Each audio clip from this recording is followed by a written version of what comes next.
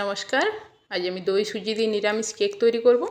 সেজন্য এখানে নিয়ে নিচ্ছি হাফ কাপ পরিমাণ চিনি, নিয়ে নিচ্ছি হাফ কাপের থেকে অল্প একটু কম রিফাইন তেল, আর ওই কাপেরই নিয়ে নেব হাফ কাপ পরিমাণ টক দই।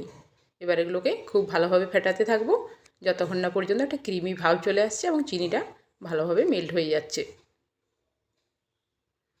দেখুন কিছুক্ষণ ফেটানোর পর এরকম একটা ক্রিমি ভাব চলে এসছে এবং চিনিটাও মেল্ট হয়ে এসছে। এখন এর মধ্যে দিয়ে দেবো 1.5 কাপ পরিমাণ সুজি। এবারে সুজিটাকে খুব ভালোভাবে মিশিয়ে নিয়ে 10 মিনিটের জন্য এটাকে রেস্টে রেখে দেবো।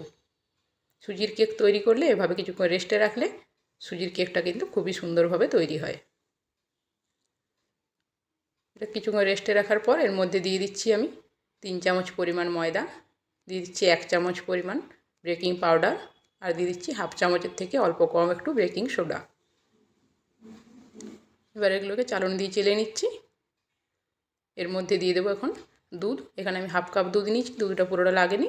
এবার এটাকেও ভালোভাবে মিশিয়ে নেব। ডিম ছাড়া যদি কেকের রেসিপি তৈরি করতে চান তাহলে এভাবে দই সুজি দিয়ে কেকটা তৈরি করে নিতে পারেন। এর স্বাদ কিন্তু খুবই সুন্দর হয়। এবার কেক তৈরি করার জন্য একটা কেক টিনে অয়েল ব্রাশ করে নিচ্ছি।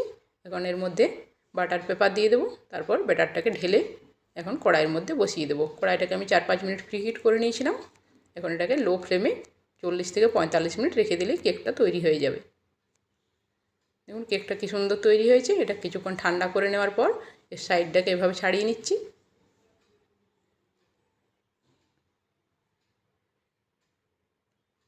এভাবে সাইডটাকে ছাড়িয়ে নিচ্ছি। যারা এখনও পর্যন্ত কেক তৈরি করেননি এভাবে, তারা এভাবে তৈরি করে দেখবেন। এটা বানানো খুবই সহজ, খেতে কিন্তু খুবই সুন্দর।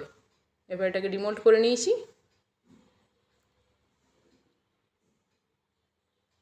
দেখুন কত সুন্দর কেকটা তৈরি হয়েছে। এবার উপর থেকে পেপারটাকে তুলে দিচ্ছি। এর কালারটা দেখুন কত সুন্দর এসছে।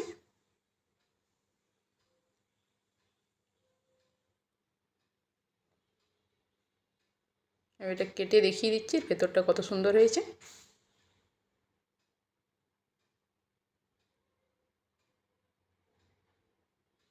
খুব সহজেই কিন্তু এই কেকের রেসিপিটি তৈরি করে নেওয়া যায়। দেখুন ভেতরটা কতটা সফট হয়েছে। আমার আজকের রেসিপিটি তৈরি হয়ে গেছে। ধন্যবাদ।